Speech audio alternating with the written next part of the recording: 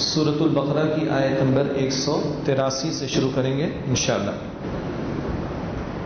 نحمده ونصلي على رسوله الكريم اما بعد اعوذ بالله من الشيطان الرجيم بسم الله الرحمن الرحيم يا ايها الذين امنوا كتب عليكم الصيام كما كتب على الذين من قبلكم لعلكم تتقون صدق الله العظيم۔ اب یہ سورۃ البقرہ کا 23واں رکوع ہے اور رمضان المبارک کے بارے میں، فرض روزوں کے بارے میں قرآن میں جو کچھ بھی بیان ہوا وہ اسی ایک مقام پر ہے۔ بقیہ عبادات جیسے کہ نماز ہے، زکوٰۃ ہے، حج ہے، ان کا ذکر تو کئی مرتبہ قرآن میں آتا ہے، لیکن رمضان مبارک کے فرض روزوں کا ذکر اور اس مہینے میں جو کچھ قرآن میں بیان ہوا وہ اسی مقام پر آیا ہے۔ آپ کے ذہن میں آئے گا شب قدر کا بیان، بہرحال وہ حدیث سے پتہ چلتا ہے کہ اس کو ہم رمضان کی رات میں تلاش کرتے ہیں۔ البتہ نزول قرآن کا بیان رمضان میں، یہ بھی اسی رکوع میں ہمارے سامنے بات ابھی آئے گی۔ روزے کی حکمت کیا ہے اور کن مقاصد کے تحت یہ روزہ عطا کیا گیا، اس کا ذکر بھی اس رکوع میں ہے۔ اس مہینے کی فضیلت نزول قرآن کی وجہ سے یہ ذکر بھی اس مقام پر ہے، اور روزے بھی لکھوائے جا رہے ہیں قرآن پر شکر ادا کرنے کے لیے، یہ ذکر بھی اسی مقام پر آئے گا۔ روزے سے اللہ ہی بندے کو مل جائے، یہ جو اس کا انر ڈائمنشن ہے، اس روزے کی جو اصل اسپرٹ ہے، اللہ ہی کے قریب ہو جائے، اللہ بندے کے قریب ہو جائے اور بندہ اللہ کے قریب ہو جائے، یہ ذکر بھی اس مقام پر آئے گا۔ اور روزوں سے متعلق کچھ رات کے 2-3 مسئلے جو سابقہ شریعت میں تھے، ہماری شریعت میں بھی ان کا تذکرہ بھی ہے۔ اسی طرح رمضان مبارک میں اعتکاف ہوتا ہے، اس اعتکاف کا تذکرہ بھی اسی مقام پر انشاءاللہ آئے گا۔ اور روزے کا جو حاصل ہے وہ تقویٰ کیسے پتہ چلے گا ہے کہ نہیں، ہم کسی کے دل میں تو نہیں جھانک سکتے، وہ پتہ چلے گا کہ بندہ حرام سے بچتا ہے یا نہیں، یہ بیان بھی اسی رکوع میں ہمارے سامنے آئے گا انشاءاللہ۔ یا ایھا الذین آمنوا، اے ایمان والو، کتب علیکم الصیام، تم پر روزہ رکھنا فرض کیا گیا ہے، کما کتب علی الذین من قبلکم، جیسے کہ تم سے پچھلے لوگوں پر فرض کیا گیا تھا، لعلکم تتقون، تاکہ تم متقی بن جاؤ۔ پہلی بات، یہ نئی عبادت نہیں ہے، پہلے بھی لوگوں نے روزے رکھے، تو تسلی رکھو کہ پچھلے امتوں نے بھی ان روزوں کا اہتمام کسی نہ کسی انداز میں، کسی نہ کسی درجے میں کیا ہے۔ سیام یہ لفظ صوم سے بنا ہے، اور عربوں کے یہ لفظ گھوڑے کے لیے بھی استعمال ہوتا تھا، سبحان اللہ۔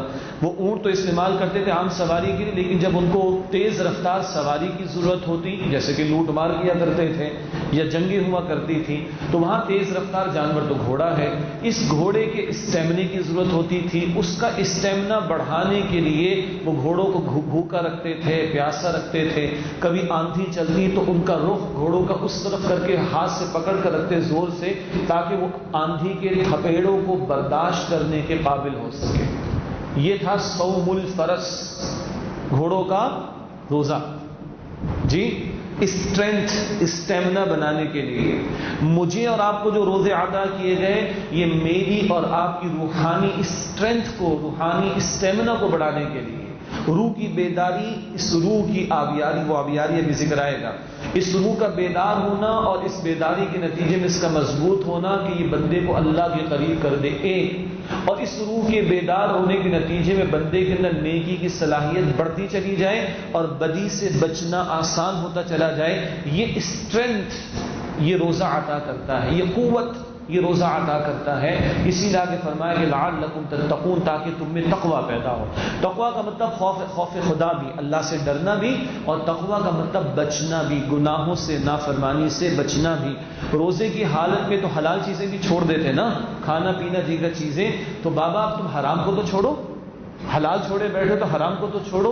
یہ ہے روزے کا ایک بہت بڑا حاصل اور مقصد۔ ورنہ حدیث میں ہے کہ کتنے روزے دار ایسے جن کو بھوک اور پیاس کے سوا کچھ نہیں ملتا، اور آپ نے یہ بھی فرمایا کہ بخاری کی روایت، جس سے روزہ رکھ کر بھی جھوٹ بولنا اور جھوٹی بات پر عمل کرنا ترک نہ کیا، اللہ کو اس کے بھوکے اور پیاسے رہنے کی کوئی حاجت نہیں۔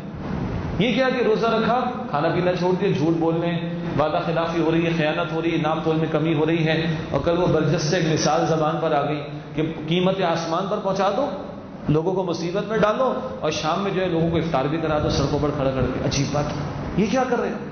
ذخیرہ دوزی بھی ہو رہی، ملاوٹ بھی ہو رہی، نہیں، اب تم نے حلال کو چھوڑا تو حرام سے بچنے والے بن جاؤ۔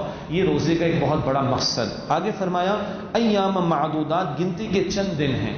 یہ معدودات کا لفظ 3 سے لے کے 9 تک کے ہندسے کے لیے آتا ہے۔ اول پورے مہینے کے روزے یکدم فرض نہیں ہوئے تھے، گریجولی حکم آیا تھا۔ ہر مہینے میں 3 روزے دیے گئے تھے۔ 13، 14، 15 تاریخ جو چاند کی ہم جسے ایامی بید کہتے ہیں، چاند روشن ہوتا ہے، وہ روزے لازم کیے گئے تھے۔ اور ایک رائے یہ بھی ہے کہ عاشورہ کا روزہ، محرم کی 10 تاریخ کا روزہ پہلے وہ فرض کے درجے میں تھا، رمضان کے روزوں کی فرضیت کے بعد وہ نفل کے درجے میں آ گیا۔ یہ اولین حکم کا بیان۔ فمن کان منکم مریضا او علی سفر، تم میں سے جو کوئی بیمار ہو یا حالت سفر میں، فعدۃ من ایام اخر، تو گنتی پوری کرے دیگر دنوں میں۔ البتہ آگے ایک آپشن پہلے تھا اب نہیں ہے، اس آپشن کا ذکر آ رہا ہے، اختیار کا ذکر آ رہا ہے۔ وعلی الذین یطیقونہ فدیۃ طعام مسکین، اور ان پر کی جو طاقت تو رکھتے ہیں مراد روزہ رکھنے کی لیکن نہیں رکھنا چاہ رہے، شروع کی بات ہے، فدیۃ طعام مسکین، تو مسکین کو کھلانے کا فدیہ ہوگا، لیکن یہ آپشن اب نہیں ہے، اگلی آیت اس کا تذکرہ آ جائے گا، کیونکہ شریعت کے احکامات تدریجاً یعنی گریجولی آئے تھے، تو لوگوں کو یوز ٹو کرنا تھا، جب امت تعمیر ہو رہی تھی اس وقت کا یہ حکم تھا اور آپشن تھا۔ فمن تطوع خیرا فهو خیر اللہ، تو جو خوشی خوشی نیکی کرے تو وہ اس کے لیے بہتر ہے، یہ بھی کہ روزے رکھ لو، اور آگے ذکر آئے گا بھی، بلکہ آ بھی رہا ہے اگلے الفاظ میں، وَأَن تَصُومُوا خَيْرٌ لَكُمْ إِن كُنتُمْ تَعْلَمُونَ، اور اگر تم روزہ رکھو تو یہی تمہارے حق میں بہتر ہے۔ تو یہ روزہ رکھو یہی بہتر ہے، بتایا جا رہا ہے کہ آپشن اگر ابھی اویل کر بھی لیا تو کل تو روزہ رکھنا ہی پڑے گا۔ اب وہ اگلی آیت میں بات آ رہی ہے، سورہ البقرہ کی آیت نمبر 185، شہر رمضان الذی انزل فیہ القرآن، رمضان کا مہینہ وہ ہے کہ جس میں قرآن نازل کیا گیا، ھدی للناس، یہ لوگوں کے لیے ہدایت ہے، وبینات من الہدی والفرقان، اور اس میں ہدایت کی روشن دلیلیں ہیں، والفرقان، اور یہ حق اور باطل کو فرق کر دینے والا کلام ہی ہے۔ یہ رمضان کی فضیلت کا بیان آ گیا۔ یہ مہینہ کیوں افضل ہے؟ اس میں قرآن کا نزول ہوا۔ سارے مہینے اللہ کے ہیں مگر رمضان کا مہینہ افضل کیوں ہوا؟ کہ اس میں قرآن حکیم نازل کیا گیا۔ بہت توجہ کیجیے گا، اس مہینے کی جو فضیلت ہے وہ قرآن حکیم کی وجہ سے۔ یہ مہینہ سجایا گیا قرآن کے لیے، اور ابھی آگے ذکر آئے گا روزے بھی قرآن کے لیے، اور اس وقت امرات میں ہے یہ تراویح کا عمل بھی قرآن کے لیے، اور ہم جو کوشش کر رہے ہیں دورہ ترجمہ قرآن، یہ بھی قرآن کے لیے ہے۔ تو فوکل پوائنٹ جو ہے اس ماہ مبارک میں وہ رمضان میں قرآن حکیم ہے۔ کیا ہے قرآن؟ انسانوں کے لیے ہدایت، اس میں ہدایت کے روشن دلائل اور حق اور باطل میں فرق کر دینے والا کلام بھی۔ اللہ تعالی ہم سب کو اس کلام مجید سے مزید ہدایت عطا فرمائے، اسے ہمارے سینوں کا نور بھی بنا دے اور ہمارے لیے رہنمائی کا ذریعہ بھی بنا دے، اور اس کو لے کر اس معاشرے میں ہمیں چلنے پھرنے کی اللہ توفیق عطا فرما دے۔ اب فرمایا کہ فمن شہید منکم الشہر فلیصم، بس جو کوئی تم میں سے یہ مہینہ پائے اس پر لازم ہے کہ اس کے روزے رکھے۔ یہ فرضیت آ گئی اور اب فرض کر دیا گیا روزہ۔ آگے ایک دو ایکسیپشن سے ان کا ذکر ابھی ہو جائے گا انشاءاللہ۔ ومن کان مریضا او علی سفر فعدۃ من ایام اخر، اور جو بیمار ہو یا حالت سفر میں وہ بعد کے دنوں میں گنتی پوری کر لے۔ یہ روزے تو رکھنے ہوں گے، کیا ملتا ہے اس پر؟ ریان کا دروازہ، جنت پہ دروازہ جس سے صرف روزے داروں کو داخل کیا جائے گا، اور ریان کا مطلب ہے سیراب کرنے والا، بخاری کی روایت۔ اور کیا ملتا ہے بخاری کی روایت؟ اللہ کے نزدیک اس روزے دار کے منہ سے آنے والی بو، اسمیل، وہ اللہ کے نزدیک مشک کی خوشبو سے بھی زیادہ پسندیدہ ہے۔ اور کیا ملتا ہے؟ حدیث قدسی اللہ فرماتے ہیں بندے کے لیے 2 فرحتیں، روزے دار کے لیے 2 فرحتیں، 2 خوشیاں، جب افطار کرتا ہے تو توانائی بحال ہو جاتی ہے، اور اس وقت جو پانی کا ایک گلاس یا شربت کا گلاس لیتے تو روئے سے شکر ادا ہوتا ہے کہ نہیں؟ اللہ سے دعا بھی کر لیں اللہ تعالیٰ آسانی عطا فرمائے، استقامت بھی عطا فرمائے، خزاں کے بہار لا الہ الا اللہ، ہر موسم میں روزہ تو رکھنا ہے، مگر اللہ سے یہ بھی دعا کر لیں، بہرحال بچے بھی رکھ رہے ہیں، بوڑھے بھی رکھ رہے ہیں، کچھ مریض بھی رکھ رہے ہیں جو تھوڑے بہت مریض ہیں، کہ اللہ اس گرمی کی شدت کو کم کر دے، اللہ اپنے فضل سے رحمت والی ہوائیں چلا دے، اللہ نفع دینے والی بارش عطا فرما دے، اللہ علی کل شیء قدیر ہے۔ وہ دعا بھی کریں، اللہ تعالیٰ آسانی فرمائے۔ البتہ اس کے لیے تیار ہے کہ اللہ تیرا حکم ہے تو 40 ڈگری کے اس سے اوپر بھی ہوگا تو برداشت کریں گے انشاءاللہ تعالی۔ تو اللہ بھی فرماتے ہیں کہ 2 خوشیاں کیا ہیں؟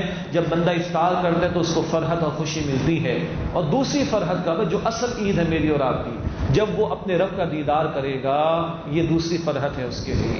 اور کیا ملتا ہے؟ اللہ فرماتے بندہ جو عمل کرتا ہے 10 سے لے کے 700 گنا تک اجر دیتا ہوں، سوائے روزے کے، روزے کا خاص اجر ہے جو اللہ اپنے پاس سے عطا فرمائیں گے۔ اور دوسری روایت میں فإنه لي وأنا أجزى به، اللہ فرماتے بے شک روزہ میرے لیے ہے اور میں ہی اس کا بدلہ ہوں۔ جس کو محسوس کیا آپ نے؟ اللہ فرماتے میں ہی بندے کو مل جاؤں گا. یہ ذکر اگلی آیت میں مزید کریں گے انشاءاللہ. البتہ فرمایا کہ ومن کان مریضا او علی سفر فعدۃ من ایام اخر، اور جو بیمار ہو یا سفر کی حالت پر فعدۃ من ایام اخر، وہ دیگر دنوں میں گنتی پوری کر لے. سفر ایسا کہ مشقت تو ہے بہرحال اس میں، اور شرعی جو بھی سفر اس کے مسائل اپنی جگہ. سفر میں مشقت کا پہلو ہوتا ہے، چھوڑ تو بعد میں قضا کرنا. بیماری ایسی کہ بہرحال کہیں جان ہی نہ چلی جائے، یا شدت پیدا ہو جائے تو مشقت میں آدمی پڑ جائے تو روزہ چھوڑ دو بعد میں قضا کر لینا. اسی طرح خواتین کے اپنے مخصوص ایام کے معاملات ہیں، ان دنوں میں روزہ نہیں رکھنا مگر بعد میں ان کو قضا کرنی ہوگی. یرید اللہ بکم الیسر ولا یرید بکم العسر، اللہ تمہارے لیے آسانی فرمانا چاہتا ہے، مشکل فرمانا نہیں چاہتا. کتنی آسانی ہے؟ 1 مہینے کے روزے دیے ہیں، 12 مہینے کے نہیں دیے ہیں. صحیح ہے جی. پھر آسانی کی صبح صادق سے غروب آفتاب تک ہے. یہود تو رات کو سوتے، ان کی سحری کا کوئی تصور نہیں تھا، ہمارے لیے سحری کو بھی برکت قرار دیا، آگے ذکر آئے گا انشاءاللہ تعالی. پھر یہ کہ بیمار ہو یا حالت سفر میں چھوڑ دو بعد میں قضا کر لینا. البتہ 2 مسئلے مختصراً. فدیے کا آپشن کس کے لیے؟ ایک ایسا بوڑھا یا بوڑھی اتنے کمزور ہو گئے کہ اب وہ روزہ رکھنے کی پوزیشن میں نہیں ہیں، تو ان کو فدیے کا آپشن ہے. یہ روزہ نہیں رکھیں گے، فدیہ دینا ہوگا، اور 1 روزے کا فدیہ صدقہ فطر کے برابر ہے. 1 صدقہ فطر کی جو رقم بنتی ہے وہ 1 روزے کا فدیہ اس حساب سے دینا ہوگا. دوسرا ایسا معاملہ، اللہ عافیت کا معاملہ رکھے، کوئی ایسی بیماری میں مبتلا ہو گیا کہ جس سے ریکوری ممکن نہیں، مستقل انٹیک چاہیے، میڈیسن چاہیے، تو ایسے شخص یا خاتون کو بھی روزہ اس کی معافی ہے، البتہ فدیہ دینا ہوگا. یہ بھی اللہ تعالیٰ نے آسانی عطا فرمائی.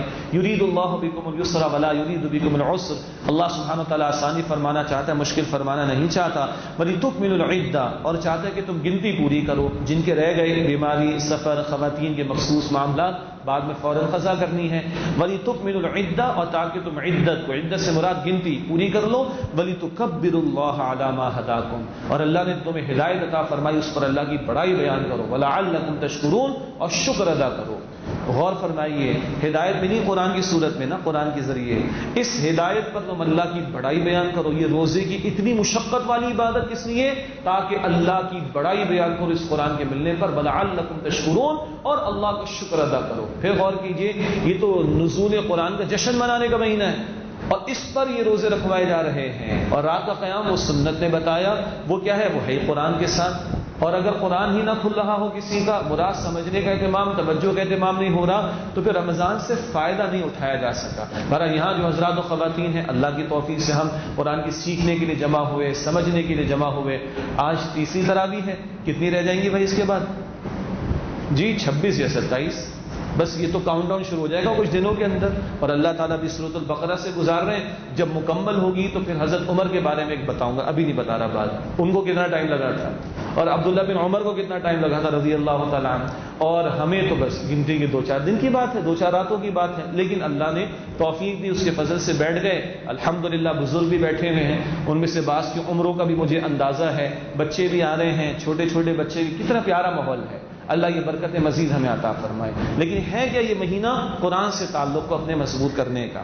فرمایا کہ وَلَعَلَّكُمْ تَشْكُرُونَ، اور شکر ادا کرو. اب اس روزے سے اور کیا ملتا ہے؟ جیسے کہ اشارہ ہوا، اس کا بیان اب قرآن میں. وَإِذَا سَأَلَكَ عِبَادِي عَنِّي فَإِنِّي قَرِيبٌ، اور اے میرے نبی صلی اللہ علیہ وسلم جب میرے بندے آج سے میرے بارے میں سوال کرے، فَإِنِّي قَرِيب، بے شک میں قریب ہوں. سبحان اللہ. یہ جب روح بیدار ہوتی ہے تو اس میں ارج ہے اللہ کی طرف رجوع کی. چنانچہ روزے کی کیفیت میں جتنا اللہ کی طرف توجہ ہوتی عام حالات میں نہیں ہوتی. یہ اس روزے کا نقد حاصل ہے. اس روح کی بیداری سے یہ کچھ اور ہی ڈائمنشن ہے. یہ ایمان کے معاملات ہیں، یہ سائنس کی جوریسڈکشن سے باہر کی باتیں ہیں. دس کین بی فیلٹ، اس کو فیل کیا جا سکتا ہے، but can not be tested in any laboratory, کہ میں کسی لیب میں جا کے اس کو ٹیسٹ کر لوں. It is not possible, but we can feel this. اور الحمدللہ محسوس کر رہے ہیں اللہ کی طرف رجوع. اللہ اس میں اور اضافہ عطا فرمائے.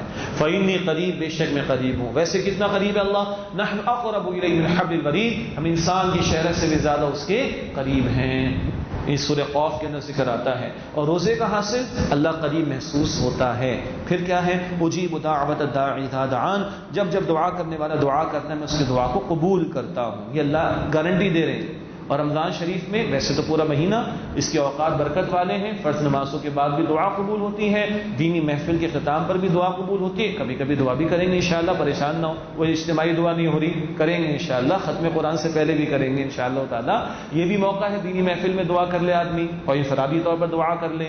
اسی طرح افطار کا وقت بڑا قیمتی ہے، اس وقت بھی دعائیں قبول ہوتی ہیں، اور یہ جو سحری کا وقت ہوتا ہے صبح صادق سے پہلے جو ہم اٹھتے ہیں اس وقت بھی کوشش کریں اللہ مجھے بھی توفیق دے، آپ کو بھی توفیق دے، کچھ وقت لگائیں، جو بھی ہم طے کریں انشاءاللہ تعالی۔ یہ قیمتی اوقات ہیں، ان کو قیمتی بنانا ہے۔ اللہ فرماتے ہیں جب دعا کرنے والا مجھ سے دعا کرتا ہے میں اس کی دعا کو قبول کرتا ہوں۔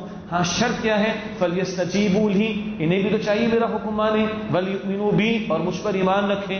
دو طرفہ معاملہ ہے نا، جیسے کل ہم نے پڑھا فَاذْكُرُونِي أَذْكُرْكُمْ، اللہ فرما دے تو مجھے یاد کرو میں تمہیں یاد کروں گا، تم چاہو تو میں تمہاری دعائیں قبول کروں، تم بھی تو میری مانو۔ گناہوں کو تو چھوڑو بھائی، نافرمانیوں کو تو چھوڑو، حرام مال اور گناہ کے کام یہ بہت بڑی رکاوٹ ہے دعا کی قبولیت میں۔ اللہ ہم سب کو محفوظ رکھے اس مہینے کی برکت سے، ان محفلوں کی برکت سے۔ اور میں دل سے عرض کروں آپ کو، میں خود واقف ہوں ایسے حضرات اور خواتین سے بھی، کہاں زندگی کا رخ کس طرف تھا، اور اللہ کی توفیق سے قرآن کی محفلوں نے ان کے دلوں اور زندگیوں کو بدل دیا، اور اللہ کی قسم کھا کر عرض کروں ایسا بدلا کہ آج ان کو دیکھ کر ہمیں رشک آتا ہے۔ وہ چہرے اس وقت میرے سامنے ہیں، کیسے کیسے گناہوں کے اندر مبتلا تھے، اور اللہ رب العالمین اس قرآن کی محفل کی برکت سے، یہ فضل ہے اللہ کا، یہ کرم ہے اللہ کا، یہ برکت ہے اس مہینے کی، یہ برکت ہے اس ماحول کی، قرآن کی برکت سے اللہ تعالیٰ نے ان کی زندگیاں بدل دی۔ اللہ ہماری بھی بدل دے، بدلی ہوئی ہیں تو اور بہتر فرما دے، اور متقی بنا دے، اور ہمیں اپنے قریب کر لے، اور اللہ ہمیں گناہوں سے دور فرما دے۔ فَلْيَسْتَجِيبُوا لِي وَلْيُؤْمِنُوا بِي، انہیں چاہیے میرا حکم مانے اور مجھ پر ایمان رکھیں، لَعَلَّهُمْ يَرْشُدُونَ، تاکہ وہ ہدایت پائیں۔ اب دو تین مسائل کا بیان اور اس کے درمیان میں بہت خوبصورت بیان مرد اور عورت کے تعلق کے قرب کے بیان کے لیے ارشاد ہوا احل لکم لیلۃ الصیام الرفث الی نسائکم، تمہارے لیے حلال کر دیا گیا روزے کی رات میں اپنی عورتوں سے تعلق قائم کرنا۔ ہن لباس لکم وانتم لباس لہن، وہ بیویاں تم شوہروں کے لیے لباس ہیں اور تم شوہر ان بیویوں کے لیے لباس۔ اس جملے کو کبھی تنہائی میں الگ سے بیٹھ کر بھی سوچیے گا، بہت پیارا جملہ ہے۔ اچھا پہلے تو مسئلہ کیا بتایا؟ روزے کی راتوں میں حلال ہے تعلق قائم کرنا، روزے کی حالت میں، روزے کی راتوں میں، روزے کے دوران تو جائز نہیں، روزے کی رات میں حلال ہے۔ بنی اسرائیل یہود کے لیے مشکل تھی، ہمارے لیے اللہ نے حلال کیا۔ یہ بات آگے مزید بھی ایک اور انداز سے آئے گی۔ فرمایا کہ ہن لباس لکم وانتم لباس لہن، وہ بیویاں تمہارے لیے لباس ہیں تم ان کے لیے لباس ہو۔ کیا اتنا قرب ہے آج شوہر و بیوی کے درمیان؟ آج بہت ساری چیزیں ان ہو گئی ہیں، کہیں شیطان ان ہو جاتا ہے، کہیں دجالی تہذیب ان ہو جاتی ہے، ٹھیک ہے۔ اور آج کل ایک بات زبان پر آ رہی، میں یہاں پر بھی عرض کر رہا ہوں، شاید کبھی آ گئی ہو پہلے، واللہ عالم۔ کیا آج میں اگر شوہر ہوں تو میری بیگم کو میرے پاس ورڈز معلوم ہیں؟ یہ پاس کوڈز معلوم ہیں؟ ہے نا مسئلہ؟ چیک کر لیں بھائی، اتنا قرب ہے کہ ایک دوسرے کے سیل فون دیکھے جا سکتے ہوں، بری نیت سے نہیں، اعتبار کے ساتھ۔ ہاں دیکھو کچھ نہیں اس کے اندر، آل از سپر فار یو۔ اور شوہر بیوی میں کیا حجاب ہو؟ لباس، ہمارے جسم سے سب سے قریب ترین شے، ملی ہوئی شے لباس۔ لباس کی موسم کی شدت سے انسان کو بچاتا ہے، لباس بندے کی زینت کا اظہار ہے، لباس بندے کے عیوب پر، کوئی ہاتھ پہ کٹ لگا ہوا آپ نے سینوں پر کٹ لی، کٹ چھپ گیا، چھپاتا ہے۔ اس قدر قرب اللہ دیکھنا چاہتے ہیں شوہر و بیوی میں۔ اور آج اللہ ہمیں معاف کرے کچھ اور چیزیں ان ہو گئی ہیں، کہیں سوشل میڈیا اور اس کے اوپر کیسے کیسے تعلقات اور پتہ نہیں کیا کچھ۔ ایک صاحب نے لکھا 750 کانٹیکٹس آن واٹس ایپ، اور 2100 میرے فینز ہیں فیس بک پر، اور یہ اور بلا بلا بلا بلا، اور اس وقت میں ہاسپٹل کے بیڈ پر لیٹا ہوا ہوں، اور باہر میری بیوی اور میرے 2 بچے بیٹھے ہوئے ہے کہ نہیں؟ آج بہت دور کے لوگ بہت قریب آ گئے ہیں، اور بہت قریبی لوگ شاید بہت دور چلے گئے۔ خدا را قریبی لوگوں کو قریب کریں، اللہ مجھے بھی توفیق دے، آپ کو بھی توفیق دے۔ تو ارادہ کر لیں ہم سب اپنے پاس ورڈ جو ہے نا اپنی بیویوں سے شیئر کریں گے، کیا خیال ہے؟ مشکل لگ رہا ہے جی؟ اور اگر خواتین سنیں تو وہ شیئر کریں اپنے شوہروں کے ساتھ۔ یہ اعتبار ضروری ہے، یہ اعتبار ضروری ہے۔ اس کے نتیجے میں ایک ذمہ دار مخلوق جو ہے پروان چڑھتی ہے، ایک نسل پروان چڑھتی ہے۔ اور گھر کے اندر یہ اعتبار نہیں تو سوسائٹی تو جہنم میں جائے گی۔ بیسک یونٹ اگر انٹیکٹ نہیں ہے تو سوسائٹی کدھر کھڑی ہوگی؟ ہن لباس لکم انتم لباس لہن، وہ بیویاں تم شوہروں کے لیے لباس اور تم شوہر بیویوں کے لیے لباس ہو. علم اللہ انکم کنتم تختانون انفسکم، اللہ کے علم ہے کہ تم لوگ کچھ اپنے آپ سے خیانت کر رہے تھے. فتاب علیکم، بس اللہ نے تم کو معاف فرمایا، اللہ نے تم پر نظر کرم فرمائی. وعفا عنکم، اور تم سے درگزر فرما دی. کیا ہوا؟ صحابہ کرام کو ایک کنفیوژن تھا کہ بھائی یہود کیا تو یہ ممانعت تھی اور ہم رمضان کی راتوں میں، روزے کی راتوں میں زوجین والا تعلق قائم کرے، پتہ نہیں حلال ہے کہ نہیں ہے. اس کنفیوژن کے ساتھ ہو رہا تھا. تو اللہ نے فرمایا کچھ اپنے آپ سے معاملہ تم گڑبڑ کر رہے تھے، چلو ہم نے معاف کر دیا، تمہارے لیے یہ حلال ہے. اس امت پر اللہ نے بڑے فضل فرمائے، بڑی آسانی عطا فرمائی ہیں، جن میں یہ بھی ہے اور ابھی روزے کا بھی، سحری کا بھی ذکر آ رہا ہے. فالآن باشرہن وابتغوا ما کتب اللہ لکم، بس اب تم ان سے تعلق قائم کر سکتے ہو. وابتغوا ما کتب اللہ لکم، اور جو اللہ نے تمہارے لیے طے فرما دیا اس کی طلب کرو. بڑا پیارا انداز ہے قرآن کے بیان کا. جو اللہ نے طے کر دیا اس کی طلب کرو، مراد اولاد کا حصول ہے. نسل انسانی کا قافلہ اسی طرح آگے بڑھتا ہے کہ نکاح کا بندھن ہو اور اس کے نتیجے میں اولاد میسر آئے اور قافلہ انسانی آگے بڑھے. ورنہ فرانس والے چیختے رہے ورلڈ وار 2 کے بعد بھی کہ بچے زیادہ ہی اچھے، بخدا ان غریبوں کے پاس بینک پار نہیں تھی، اور کہا جو زیادہ بچے پیدا کریں گے اسٹیٹ ان کو انسینٹیوز دے گی. اور آج پھر فرانس اسٹیک پر آ گیا کہ دنیا میں سب سے زیادہ بوڑھے فرانس میں، سب سے کم نوجوان وہیں پہ ہیں، اس سے کہ سب سے کم نکاح وہیں پر ہوا کرتے ہیں. اور ہم الحمدللہ ہم مسلمانوں کی تعداد کا معاملہ 3.6 اینول گروتھ کے ساتھ آگے بڑھا ہے، جس کی وجہ سے یہ غریب لوگ پریشان ہو چکے ہیں. اسی لیے آپ کو پتا ہے کہ ہمارے ملکوں کے اندر فیملی پلاننگ کو زیادہ یہ لوگ فنڈ کرتے ہیں. ان کی اپنی تہذیب اسٹیک پر ہے. 1.8 سے اگر نیچے کسی کا گروتھ ریٹ ہے تو وہ سویلائزیشن جو اسٹیک پر آ جاتی ہے. اور الحمدللہ فی الوقت ہم 3.6 ہیں. اس میں بہت سی امپروومنٹ کی گنجائشیں موجود ہیں، مگر ان کو اگر پریشانی تو وہ یہ کہ ان کا فیملی سسٹم کیوں انٹیکٹ ہے. آج ہمارے پاس ان تہذیبی غریبوں کو دینے کے لیے اگر کچھ ہے تو وہ ہمارا یہ انٹیکٹ فیملی سسٹم ہے.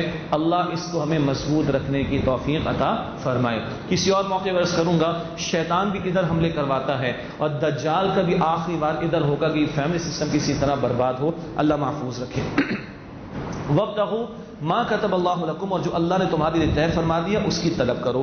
وکلوا واشربوا حتى يتبين لكم الخيط الابيض من الخيط الاسود من الفجر، اور کھاؤ اور پیو یہاں تک کہ واضح ہو جائے تمہارے لیے فجر کی سفید دھاری رات کی سیاہ دھاری سے، یعنی صبح صادق کا ہو جانا، اس وقت تک کھا پی سکتے ہیں.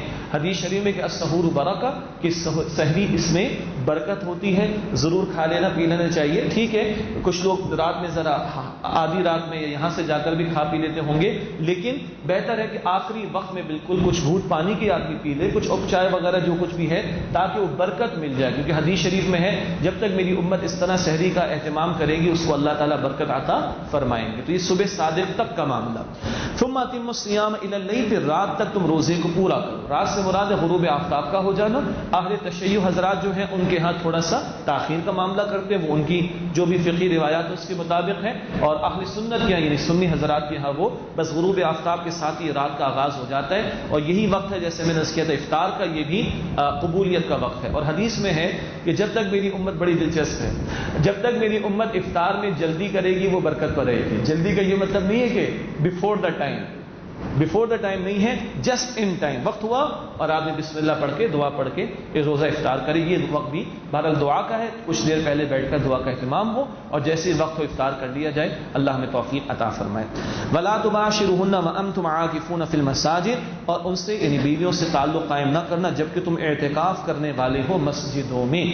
یہ اعتکاف کا ذکر بھی آ گیا. رسول اللہ علیہ الصلوۃ والسلام کی مستقل سنت رہی، رمضان کے آخری عشرے میں آپ اعتکاف فرماتے، اور ایک سال آپ نہ فرما سکے تو اگلے سال آپ نے 20 دن کا اعتکاف فرمایا. یہ اللہ کے پیغمبر کا مستقل طرز عمل رہا. اللہ ہمیں بھی سہولت دے، آسانی عطا فرمائے. جن کے لیے ممکن ہو اس سنت کو بھی ادا کرنے کی کوشش کی جائے. اور مساجد میں اعتکاف ہے. احناف کی رائے یہی ہے کہ حضرات کا اعتکاف مساجد میں ہوگا، جبکہ خواتین کیونکہ ان کی افضل نماز گھر میں تو گھر میں کریں گی. جبکہ ہمارے جو اہل حدیث حضرات ہیں ان کے ہاں یہ رائے موجود ہے کہ وہ با پردہ اہتمام کرتے ہیں مساجد میں خواتین کے اعتکاف کا. اب یہ دونوں آراء میں نے کیوں پیش کی، پہلے بھی ذکر ہوا تھا، ہمارے یہاں دونوں مکاتب فکر کے ساتھی آتے ہیں تو دونوں آراء ہم نے پیش کر دی. ہر مکتب فکر کے حضرات اپنے مکتب فکر کے علماء کی رائے کے مطابق عمل کریں. اور ہم یہ اعتبار کرتے ہیں کہ معروف مکاتب فکر کے علماء کی آراء وہ اللہ کی کتاب، اس کے پیغمبر کی تعلیم اور امت کے جو اسلاف کی آراء ان کے تحت ہی ہوا کرتی ہیں۔ وَلَا تُبَاشِرُوهُنَّ وَأَنْتُمْ عَاكِفُونَ فِي الْمَسَاجِدِ، اور تم ان سے تعلق قائم نہ کرنا جبکہ تم اعتکاف کرنے والوں مسجدوں میں۔ تلک حدود اللہ، یہ اللہ کے حدود ہیں، فلا تقربوها، پس ان کے قریب بھی نہ جاؤ۔ نوٹ کیجئے گا، حدود کا لفظ آیا، عام طور پر مشہور ہے کہ حدود کا لفظ صرف کیپٹل پنشمنٹس کے لیے آتا ہے جو اسلام نے سزائیں مقرر کی، حالانکہ ان کے لیے بھی آتا ہے، مگر اس مقام پر تو یہ اعتکاف سے متعلقہ مسائل کے بارے میں آیا۔ سورہ نساء کا حوالہ آیا تھا وراثت کے احکامات کے بارے میں، سورہ نساء کا مطالعہ کریں گے کچھ دنوں میں انشاءاللہ، تو آیت نمبر 11 سے لے کے 14 میں بھی وراثت کے جو احکامات ہیں ان کو حدود کہا گیا۔ تو اللہ نے جو احکامات دیے، کچھ ڈوز ہیں، کچھ ڈونٹس ہیں، کچھ کرنے والے کچھ نہ کرنے والے، ان کو بھی حدود کہا جاتا ہے۔ لیکن یہاں ایک بڑا انٹرسٹنگ بات پہلو اور ہے، وہ کیا ہے؟ فرمایا کہ فلا تقربوها، یہ اللہ کی سیٹ کی ہوئی باؤنڈریز ہیں، ان کے قریب ہی نہ جاؤ۔ ہوتا ہے نا keep set at a safe distance, 440 volt کا ڈینجر زون ہے، یہاں پر دور ہی رہو بھائی۔ تو دور ہی رہنا بہتر ہے، جیسے قرآن میں پڑھتے ہیں سورہ بنی اسرائیل میں، لا تقربوا الزنا، زنا کے قریب بھی نہ جاؤ۔ کرنا تو دور کی بات ہے، قریب بھی جاؤ گے تو کر جاؤ گے، تو keep at a safe distance والی بات ہے جو اس مقام پر بتائی گئی، فلا تقربوها، ان کے قریب بھی نہ جاؤ۔ كذلك يبين الله الآيات للناس، اسی طرح اللہ واضح فرماتا ہے لوگوں کے لیے اپنے احکام، لعلهم يتقون، تاکہ وہ متقی بن جائیں۔ ولا تأكلوا أموالكم بينكم بالباطل، اور اپنے مال مراد آپس میں ایک دوسرے کے مال باطل طریقے پر نہ کھاؤ، وتدلوا بها إلى الحكام، اور اسے حکام تک رشوت کے طور پر نہ پہنچاؤ، لتأكلوا فريقا من أموال الناس بالإثم وأنتم تعلمون، کہ تم لوگوں کے مال کا کوئی حصہ جانتے بوجھتے گناہ کے طور پر کھا نہ جاؤ۔ یہ مال حرام سے بچنے کا ذکر، باطل طریقے جتنے بھی حرام ذرائع آمدنی ان سے روکا گیا، اور حکام تک رشوتیں پہنچا کر لوگوں کا مال ہڑپ کرنے کی کوشش نہ کرو، جو آج کل ہوتا ہے۔ ہاں جی، میں قبضہ کر رہا ہوں، آپ سے ڈیل کر لی، آج سمرات آپ گورنمنٹ کے آفیشیل ہیں اور آپ کا 40% 60% میرا، آپ کا 30 میرا، 70 بس یہ میرے حوالے کرے، باقی کام میرا، انا للہ و انا الیہ راجعون۔ کس طرح اتنی بڑی بڑی پراپرٹیز ہڑپ کی، اور لوگوں کا تصور پتہ ہے کیا ہے؟ ہم تو فلاں بزرگ کے مزار پر چادر بھی تو چڑھاتے ہیں، یہ سارے بگ ہائی اپس جا کے چڑھاتے ہیں، وہی سمجھتے ہیں ہمارا معاف ہو جائے، ہم نے عمرے بھی تو کیے، حج بھی تو کیے، معاف ہو جائے گا سارا۔ یہ حرام خوریاں معاف نہیں ہوں گی۔ حقوق العباد کا معاملہ بڑا سینسٹیو، بڑا حساس، اللہ حفاظت فرمائے، محفوظ فرمائے۔ اور یہ وہ آ گیا، تقویٰ تو دل میں ہوگا نا، میں آپ کے دل میں، آپ میرے دل میں نہیں جان سکتے، وہ تو اللہ جانتا ہے۔ کیسے پتہ چلے گا حرام سے بندہ بچ رہا ہے کہ نہیں؟ حرام سے بچو، سب سے بڑے عبادت گزار بن جاؤ گے، یہ رسول اللہ کی حدیث صلی اللہ علیہ وسلم۔ تو روزے کا حاصل نکلے گا کیا؟ تقویٰ۔ تقویٰ کا لٹمس ٹیسٹ کیا ہے؟ کرائیٹیریا کیا ہے کہ نہیں؟ اپیرنٹلی کیا نظر آئے گا؟ بندہ گناہوں سے، حرام سے، اللہ کی معصیت سے، نافرمانی سے بچنے کا اہتمام کر رہا ہوگا۔ اللہ تعالی ہمیں تمام گناہوں سے اور مال حرام اور اس کی ہر شکل سے بچنے کی توفیق عطا فرمائے۔ اب کچھ حج کے تعلق سے بیان ہے، وہ جو میں نے ذکر کیا تھا نا، عبادات کا ذکر آئے گا، معاملات کا ذکر آئے گا، پھر انفاق کا ذکر بھی آئے گا، قتال کا ذکر بھی آ رہا ہے، وہ بیان چل رہا ہے، جاری ہے، وہ تمام گوشے واضح ہو رہے ہیں۔ یسألونک عن الاہلہ، اے نبی صلی اللہ علیہ وسلم آپ سے نئے چاند کے بارے میں پوچھتے ہیں، قل ہی مواقیت للناس والحج، آپ فرما دیجئے کہ وہ لوگوں کے لیے اور حج کے لیے اوقات کے تعین کا ذریعہ ہیں، یعنی لوگ اپنے معاملات کو بھی اس سے سیٹل کرتے ہیں اور حج کے اوقات کا بھی تعین اس سے کیا جاتا ہے۔ اور آپ ہم جانتے ہیں کہ بہت سارے شرعی احکامات کا دار و مدار وہ چاند کے اعتبار سے قمری تاریخ پر ہے، چاہے وہ رمضان کا آغاز، رمضان کا اختتام، عید الفطر کا تعین، زکوٰۃ کے سال کا تعین، کسی خاتون کی عدت کی مدت کا تعین ہو، اور حج کے ایام کا تعین ہو، یہ سب کچھ قمری تاریخ کے اعتبار سے ہوتا ہے۔ وَلَيْسَ الْبِرُّ بِأَن تَأْتُوا الْبُيُوتَ مِن ظُهُورِهَا، اور نیکی یہ نہیں کہ تم گھروں میں آؤ ان کی پشت کی جانب سے، وَلَٰكِنَّ الْبِرَّ مَنِ اتَّقَىٰ، بلکہ نیکی تو اس کی ہے جس نے تقویٰ کی روش اختیار کی۔ یہ کچھ ان میں بگاڑ تھا مشرکین مکہ میں کہ احرام باندھ کر گھر سے نکل گئے اور کوئی چیز بھول گئے، یاد آ گئی تو گھر کے سامنے سے نہیں آتے تھے، پیچھے سے دیوار کود کے آتے تھے، اور اپنی دانش میں سمجھتے تھے کہ ہم نے من چاہی بات کو اختیار کر رکھا ہے، یہ کوئی نیکی کا کام۔ فرمایا کہ یہ کوئی نیکی نہیں ہے، نیکی تو پوری ایک روش اور عمل اور طرز عمل کا نام ہے، اور وہ ہے تقویٰ کا رویہ اختیار کرنا۔ وَأْتُوا الْبُيُوتَ مِنْ أَبْوَابِهَا، اور گھروں میں ان کے دروازوں کی طرف سے آؤ، وَاتَّقُوا اللَّهَ لَعَلَّكُمْ تُفْلِحُونَ، اور اللہ سے ڈرو تاکہ تم فلاح یعنی اصل کامیابی حاصل کر سکو۔ وَقَاتِلُوا فِي سَبِيلِ اللَّهِ الَّذِينَ يُقَاتِلُونَكُمْ وَلَا تَعْتَدُوا، اور تم اللہ کے راستے میں ان سے جنگ کرو جو تم سے لڑتے ہیں اور زیادتی نہ کرو۔ زیادتی یہ ہے کہ ان کی لاشوں کی بے حرمتی کر دی جائے یا بدلہ لینے میں اتنا آگے چلے جائیں کہ زیادتی کا معاملہ ہو جائے، ایسی زیادتی سے روکا گیا۔ قتال کا ذکر آ گیا، البتہ بعد میں تھوڑی دیر میں پڑھ لیں گے قتال کے مقاصد بھی شریعت نے اور دین نے اور اللہ کی کتاب نے بیان کیے ہیں۔ ولا تعتدوا، اور زیادتی نہ کرو، ان اللہ لا يحب المعتدین، بے شک اللہ تعالیٰ زیادتی کرنے والوں کو پسند نہیں فرماتا۔ واقتلوہم حیث ثقفتموہم، اور انہیں قتل کرو جہاں انہیں پاؤ۔ واخرجوہم من حیث اخرجوکم، اور انہیں نکالو جہاں سے انہوں نے تمہیں نکالا۔ والفتنة اشد من القتل، اور فتنہ قتل سے زیادہ شدید تر ہے۔ یہ آیت اس کا ایک حصہ آؤٹ آف کانٹیکسٹ کوئی پیش کرے گا، فتنہ مووی ایک بنائی جائے گی معاذ اللہ، اور ہمارے ذہنوں کو خراب کیا جائے گا، پرانی بات ہو چکی ہے۔ دیکھو جی اس قرآن سے تو جنگ نکلتی ہے، یہ قرآن تو گردنیں اڑا دینے کی بات کرتا ہے۔ دیکھیں ترجمہ ہے، وہ کہتے ہیں کیا کہ بھئی دیکھو قرآن کہہ رہا ہے وَاقْتُلُوهُمْ حَيْثُ ثَقِفْتُمُوهُمْ، انہیں قتل کرو جہاں انہیں پاؤ، وَأَخْرِجُوهُمْ مِنْ حَيْثُ أَخْرَجُوكُمْ، وہاں سے نکالو جہاں سے انہوں نے تمہیں نکالا۔ یہ اگلا حصہ بھی کم کوڈ ہوتا ہے، بس یہ کہ گردنیں اڑا دو۔ اللہ کے بندوں کس کانٹیکسٹ میں بات آ رہی ہے، کن لوگوں کے بارے میں آ رہی، کس پوائنٹ آف ریولیشن پر آ رہی۔ 13 برس مکے کے گزر چکے اور یہ مدنی دور میں سورہ البقرہ آ رہی، اور وہ پورے کانٹیکسٹ میں اللہ تعالیٰ یہ احکامات عطا فرما رہے۔ اب آؤٹ آف کانٹیکسٹ لیں گے تو پھر تو کوئی کتاب نہیں بچے گی۔ اور رہا جنگ کا معاملہ، قتال کا معاملہ، تو دنیا کی کون سی کتاب، الہامی کتاب، کون سی الہامی کتاب اس سے خالی؟ نہ تورات خالی ہے، نہ انجیل خالی۔ سو مسو کے جو ہندوؤں کے اپنشد یا وید، ان کے اندر بھی جنگوں کا تذکرہ ملتا ہے۔ تو صرف قرآن تھوڑا ہی، دنیا کی ہر کتاب میں جو مذہبی اسکرپچرز ملتے ہیں جنگوں کا ذکر ملے گا، مگر مقاصد کے ساتھ ہوگا۔ تو اس میں کوئی ڈیفینسو ہونے والی بات نہیں۔ اگر آج دنیا ظلم کرنے کے لیے جناب اپنی دنیا جہاں کی ٹیکنالوجی کو استعمال کر سکتی ہے اور کرتی ہے، تو ہمارے رب نے ظلم کے خاتمے کے لیے ہمیں جنگ کرنے کا حکم دیا ہے۔ سمپل سی بات، اس میں ڈیفینسو ہونے والی کیا بات ہے، اس میں معذرت خانہ رویے والی کیا بات ہے؟ لیکن ہاں جنگ اپنی شرائط کے ساتھ ہے، مقاصد کے ساتھ ہے، حالات کے اعتبار سے ہے۔ ہر وقت تو جنگ کا حکم نہیں، مگر ہے، لیکن اگر ہے تو اپنی شرائط کے ساتھ اور مقاصد کے ساتھ ہے۔ تو یہ کانٹیکسٹ ہمیں بھی کلیئر ہونا چاہیے تاکہ کل کوئی آؤٹ آف کانٹیکسٹ کوٹ کر کے ہمارے ذہنوں کو خراب نہ کرے۔ یہی ہم نے دعوت دی ہے، یہی گزارش کی ہے کہ قرآن سے گزرے تو صحیح، یہ بیسک میسج ہے قرآن کا، یہ بھی ہماری گھٹی میں اور ان بچوں کی گھٹی میں پڑا ہوگا تو کل اگر کوئی ان کو مس کوٹ کر رہا ہوگا، کنفیوز کر رہا ہوگا تو ان کو کلک ضرور ہوگا۔ یا چل بقرہ آیت نمبر 193 میں قتال کا یہ مقصد بیان ہوا تھا، الانفال آیت 39 میں یہ بیان، کچھ تو ان کے کلک ہوگا نا، جا کے ریفر کریں گے اور جواب دیں گے انشاءاللہ۔ اور ان بچوں نے جواب دینا ہے، اور بچوں سے مراد میری یوتھ جو ہے، یعنی شیخ احمد دیدار والا جذبہ اللہ کسی کو عطا کرے نا، جب وہ ہندوستان سے گئے ساؤتھ افریقہ میں اور جاب کے لیے گئے ہوں گے، اور وہاں ان کے سامنے آ کر کوئی قرآن کے بارے میں، رسول اللہ کے بارے میں بد کلامی کرے تو اندر کا خون کھولنا شروع ہو گیا کہ یہ کس طرح کا میں مسلمانوں کے میرے سامنے میری کتاب اور میرے رسول کے بارے میں اس طرح کی باتیں میں چپ بیٹھا رہوں؟ How is it possible?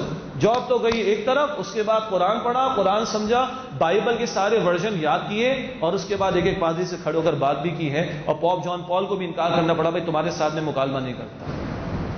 تو ڈاکٹر ذاکر نائک تو ریپلیکا ہے ان کا، ماشاءاللہ، اللہ ان کی حفاظت فرمائے، لیکن یہ تھا نا جذبہ اس کے اندر، ان شیخ احمد دیدار مرحوم کے اندر۔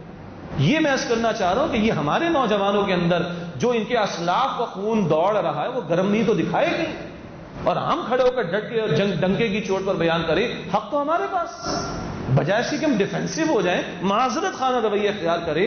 اللہ ہمیں توفیق دے، آگے بڑھ کر ہم بات کریں، یہی بچے کریں گے انشاءاللہ، ہمارے ہی بچے کریں گے، ہماری ہی نسلیں کریں گے انشاءاللہ تعالی، مگر کب کہ جب ان کے دل و دماغ میں گھٹی میں قرآن تو پڑھے نا، جائے تو صحیح قرآن، تو پھر نکلے گا بھی انشاءاللہ تعالی۔ اللہ قبول فرمائے۔ فرمائے کہ والفتنة اشد من القتل، اور فتنہ تو قتل سے زیادہ سنگین ہے۔ قتل بری شے ہے، مگر یہ جو فتنہ مچا رکھا ہے، اللہ کے گھر کو بتوں کی گندگی سے بھر رکھا ہے، اللہ والوں کو اللہ کے گھر سے دور کر رکھا ہے، اللہ کی شریعت میں رکاوٹیں ڈالی جا رہی ہیں، اللہ کی اطاعت اور عبادت میں روڑے اٹکائے جا رہے ہیں، ہرڈلز ڈالی جا رہی، یہ بڑا فتنہ ہے۔ اور اس فتنے کے ختم کرنے کے لیے اگر جنگ بھی کرنا پڑے تو کی جائے گی، تاکہ لوگوں کو اللہ کی بندگی کرنا آسان ہو، اور بندوں کو بندوں کی غلامی سے نکال کر بندوں کے رب کی غلامی میں لایا جا سکے۔ وَلَا تُقَاتِلُوا عِندَ الْمَسْجِدِ الْحَرَامِ حَتَّى يُقَاتِلُوكُمْ فِيهِ، اور اس سے مسجد حرام کے پاس نہ لڑنا یہاں تک کہ وہ تم سے خود لڑیں۔ یہ حرم کا تقدس ہے، مسجد حرام کا تقدس ہے، وہ ان سے تم جنگ نہ کرنا حتیٰ کہ وہ تم سے لڑیں۔ فَإِنْ قَاتَلُوكُمْ فَاقْتُلُوهُمْ، بس اگر وہ تم سے جنگ کریں تم بھی ان سے لڑو۔ اللہ اکبر، پھر تمہیں بھی اجازت ہے، گو کہ اللہ نے اپنے گھر کی حفاظت بھی فرمائی اور اس کی حرمت کو پامال ہونے سے بھی روکا. بدر میں بھی ان کو باہر نکلوا کر ان کی پٹائی کروائی ہے مشرکین کی, اور فتح مکہ کے موقع پر کوئی جنگ نہیں ہوئی, اور بغیر جنگ کے فتح مکہ کے نتیجے میں مکہ فتح, بلکہ فتح مکہ ہی ہو گئی, مکہ فتح ہو گیا. اللہ نے اپنے گھر کی حفاظت فرمائی, مگر اللہ نے آپشن دیا, بلکہ اللہ نے اجازت دی, اگر تم سے اللہ کے گھر کے پاس لڑے فَإِنْ قَاتَلُوكُمْ فَاقْتُلُوهُمْ, تم بھی ان سے لڑو. كَذَلِكَ جَزَاءُ الْكَافِرِينَ, اسی طرح کافروں کی سزا ہے. فَإِنْ انْتَهُوا, پھر اگر وہ باز آ جائیں, فَإِنَّ اللَّهَ غَفُورٌ رَحِيمٌ, تو بے شک اللہ بہت بخشنے والا نہایت رحم فرمانے والا ہے. وَقَاتِلُوهُمْ حَتَّى لَا تَكُونَ فِتْنَةٌ, اور تم ان سے جنگ کرو یہاں تک کہ فتنہ باقی نہ رہے. یہ قتال کا مقصد. اور فتنہ وہ حالات کہ اللہ کی توحید پر کاربند رہنا ممکن نہیں, وہ حالات کہ اللہ کی کامل بندگی ممکن نہیں, ایسے حالات فتنہ ہیں, ان کو ختم کرنے کے لیے جنگ بھی کرنا پڑے تو کرو. قرآن نے یہ مقصد بیان کیا, وَيَكُونَ الدِّينُ لِلَّهِ, اور دین اللہ کے لیے ہو جائے, سسٹم آف لائف اللہ کے لیے ہو جائے. اسلام ایک انڈیویجول کو, ایک پرسن کو انڈیویجول کیپیسٹی میں اجازت دیتا ہے, چاہے شکر کرے چاہے کفر کرے, جو چاہے سو کرے. انفرادی سطح پر آزادی, جو چاہو مذہب اختیار کر لو, لیکن اجتماعی معاملات میں اللہ چاہتا ہے ان الحکم الا للہ, اس کی حاکمیت قائم ہو, تاکہ جو آزاد مرضی سے اسلام قبول کرنا چاہے کسی ظالم کا جبر اس میں رکاوٹ نہ بنے. فرد کو آزادی, جو چاہے مسلک, اور بلکہ مسلک نہ گئیے, مذہب یا ریلیجن اختیار کر لے. اجتماعی معاملات میں اللہ چاہتا ہے اس کے دین, اس کی حاکمیت کا نفاذ ہو, اور اس کے لیے اللہ کے دین نے قتال کا بھی حکم دیا. یہ ہے قتال کا مقصد, وَيَكُونَ الدِّينُ لِلَّهِ, اور یہ کہ دین, سسٹم آف لائف, نظام حیات وہ اللہ کے لیے ہو جائے. فَإِنِ انْتَهَوْا فَلَا عُدْوَانَ إِلَّا عَلَى الظَّالِمِينَ, پھر اگر وہ باز آ جائیں تو کسی پر زیادتی یا کسی سے بدلے کا معاملہ نہیں سوائے ظالمین سے. الشہر الحرام بشہر الحرام والحرمات قصاص, حرمت والا مہینہ بدلہ ہے حرمت والے مہینے کا, اور حرمتوں کا بدلہ لیا جائے گا. حرمت والے مہینے 4 ہیں, ایک رجب کا مہینہ اور 3 کنزیکٹیو ہیں, ذی قعدہ, ذی الحجہ اور محرم. رجب عربوں کے ہاں بھی معروف تھا عام طور پر عمرے کے لیے, اور ذی قعدہ, ذی الحجہ اور محرم یہ کنزیکٹیو حج کے لیے. آنا ہوتا تھا, جانا ہوتا تھا, واپس 2 مہینے لگ جاتے تھے, درمیان میں ذی الحجہ کا مہینہ. ان مہینوں میں مشرکین عرب بھی سیز فائر کرتے تھے, جنگ روک دیا کرتے تھے, تاکہ عمرے اور حج کے ادا کرنے میں رکاوٹ کا معاملہ نہ رہے. اسلام نے بھی ان حرمتوں کو برقرار رکھا, حرمت والے ان 4 مہینوں کی حرمتوں کو برقرار رکھا ہے. فَمَنِ اعْتَدَىٰ عَلَيْكُمْ فَاعْتَدُوا عَلَيْهِ بِمِثْلِ مَا اعْتَدَىٰ عَلَيْكُمْ, پس جس نے تم پر زیادتی کی تم بھی اس سے بدلہ لو اتنا جیسے کہ اس سے تم سے زیادتی کا معاملہ کیا.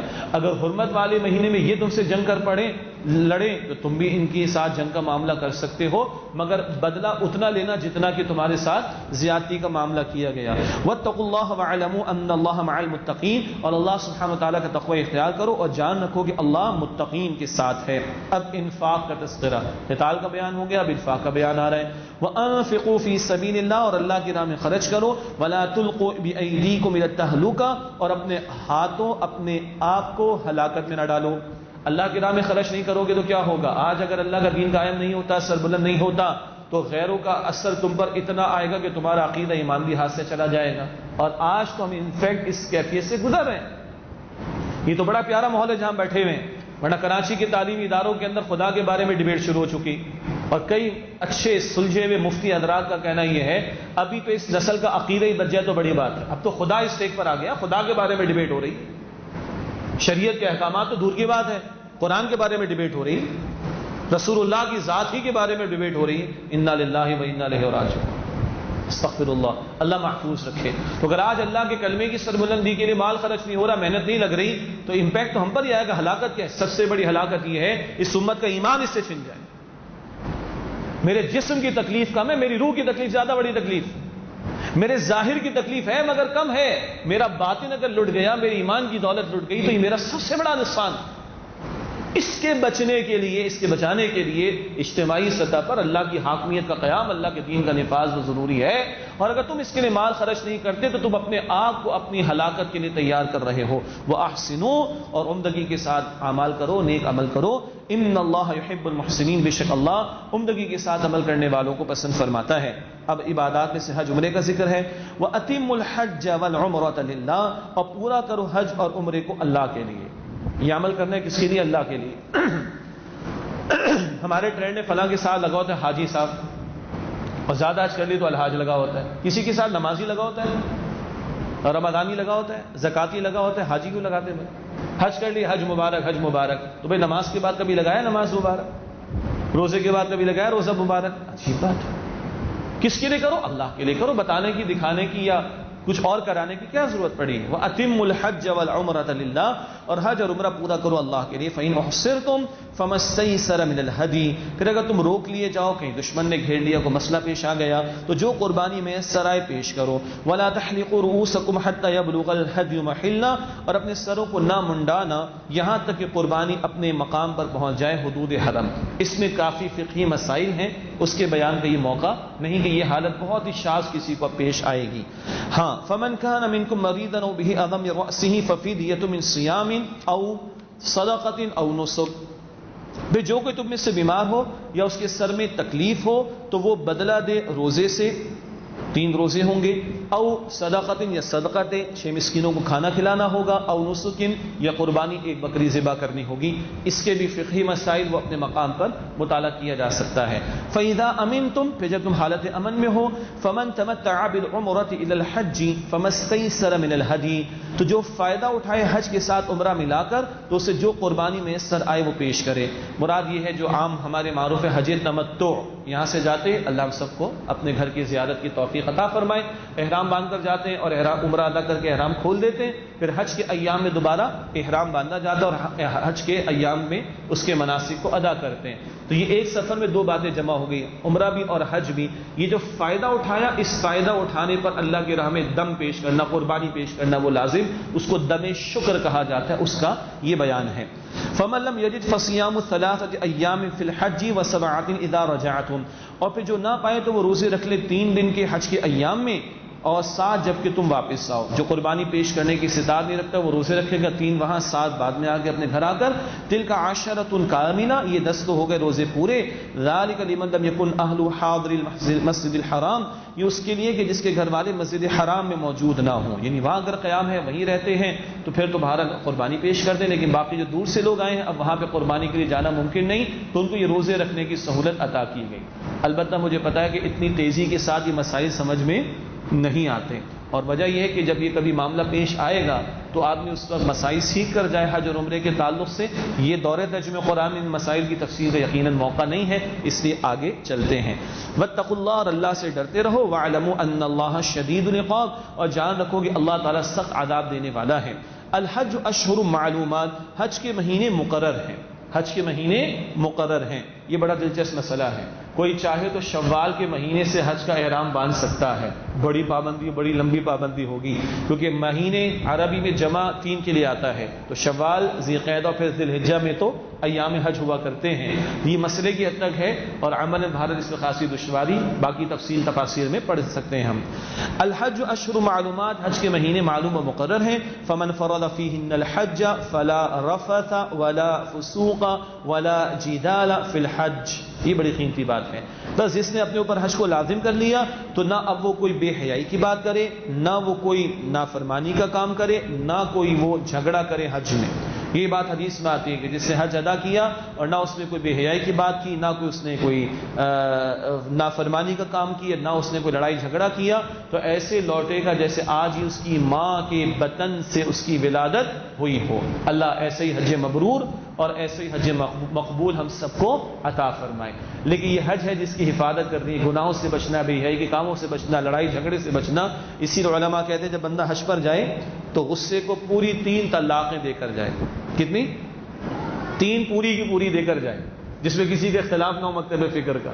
ٹھیک ہے، پوری 3 طلاقیں دے کر حج پر جانا چاہیے، کیونکہ بڑے مواقع آتے ہیں کہ جہاں انسان کا جو ہے وہ لوز ہو ہی جاتا ہے ٹیمپر. تو حج میں نہ کوئی بے حیائی کی بات، نہ کوئی جھگڑے کی بات اور نہ کوئی نافرمانی کی بات کرے تو پھر وہ حج مقبول ہے، جس کا ثواب جنت کے سوا کچھ نہیں، بخاری کی حدیث کے مطابق. وما تفعلوا من خیر یعلمہ اللہ، تم جو کوئی نیکی کرو گے تو اللہ اسے جانتا ہے. وتزودوا فإن خیر الزاد التقوی، اور زاد راہ لے لو اور بہترین زاد راہ تقوی ہے. زادرہ سے ایک مراد کیا ہے؟ جو بھی آدمی جا رہا ہے تو کچھ اخراجات ہوں گے اس کا اہتمام کر کے جائے، پیچھے خاص طور پر جو کفالت کرنے والے لوگ ہیں، پیچھے جو گھر والوں کو چھوڑے جا رہے ہیں اس کے بھی اخراجات کا اہتمام کر ان کے اخراجات کا اہتمام کر کے جائے، ایک تو یہ ہے۔ اور دوسرا کیا ہے؟ فإن خیر الزاد التقوی، بے شک بہترین زادرہ وہ تقوی ہے۔ کیا مطلب؟ یعنی کچھ لوگ یمن کے علاقے سے آتے تھے، دور نبوی کی بات ہے صلی اللہ علیہ وسلم، کہتے جی اللہ پر توکل ہے، اور وہاں پر آ کر بھیک مانگنا شروع ہو جایا کرتے تھے۔ تو یہاں یہ ہے مانگنا، اس کے لیے ہاتھ پھیلانا، اس سے بچنا، یہ بہترین زادرہ ہے۔ اور ایک تقوی کے وہ معنی جو شریعت میں ہے کہ گناہوں سے اپنے آپ کو بچانا، یہ بہترین زادرہ ہے۔ واتقون یا اولی الالباب، اور اے عقل مندو مجھ سے ڈرتے رہو۔ لیس علیکم جناح ان تبتغوا فضلا من ربکم، تم پر کوئی حرج نہیں اگر تم اپنے رب کے فضل میں سے تلاش کر لو۔ حج پر گئے ہو، کچھ خریداری بھی کر لو، کچھ تجارت بھی ہو جائے تو کوئی حرج کی بات نہیں ہے۔ اور نوٹ کیجئے گا، ہماری محنتوں سے جو ہم کماتے ہیں نا، اللہ کہتے ہیں تمہاری محنت نہیں ہے، اللہ کا فضل ہے۔